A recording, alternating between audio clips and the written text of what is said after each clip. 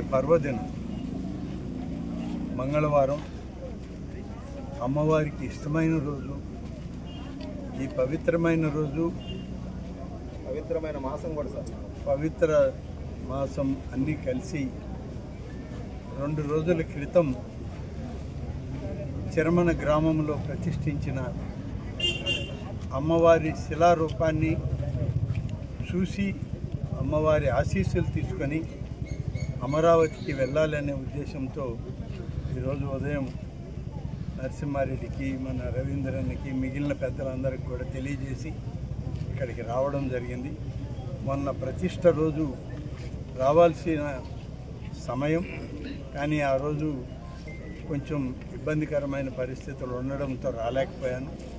ఈరోజు ఎలాగైనా సరే ఆత్మకూరు నుంచి బయలుదేరి అమరావతికి వెళ్ళే ముందు అమ్మవారి ఆశీస్సులు తీసుకునే వెళ్ళాలని చెప్పి ప్రత్యేకంగా ఈరోజు ఇక్కడికి రావడం జరిగింది. అమ్మవారి ఆశీస్సులు తీసుకున్నాను.